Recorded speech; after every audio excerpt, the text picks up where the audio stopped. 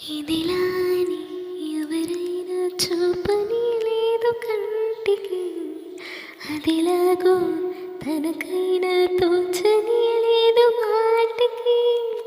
ఇప్పుడిప్పుడే మనసైన రేపు దొరికింది చూపుకి, సంతోషం సరసన సంకోచం మెరిసిన ఆరింటికి మించిన పరవశలీలను కాదని అనగలమా? కథ కదిలే వరుసన తమ ఎదలే తడిసిన గత జన్మల పొడవున దాచిన దాహం ఇప్పుడే వీరికి పరిచయమా?